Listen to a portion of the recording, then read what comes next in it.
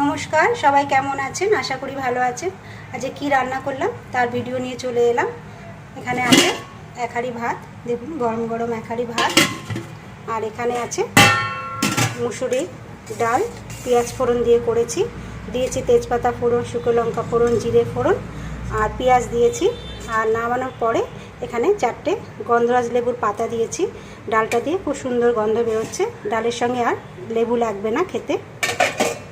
আচ্ছা, এখানে করে নিয়েছি বাঁধাকপি, ঘি গরম মশলা দিয়ে। এখানে আছে টমেটো দেওয়া আছে, জিরের গুঁড়ো, ধনের গুঁড়ো, লঙ্কার গুঁড়ো অল্প দিয়েছি, নুন হলুদ, গরম মশলা, ঘি এই দিয়ে আজকে রান্না করেছি বাঁধাকপির ঘন্ট। আচ্ছা, এখানে করে নিয়েছি শোল মাছ, তার কষা করেছি। আচ্ছা, এখানে আছে একটু শুটকি মাছ, অল্প করে একটু করেছি। এখানে আছে অল্প একটু কচুর শাক, অল্প করে একটু কচুর শাক করেছি। আর অল্প করে শুটকি মাছ করেছি।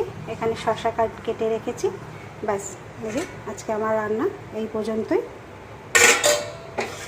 বাঁধাকপি মাছ এই পর্যন্তই রান্না আমার শেষ।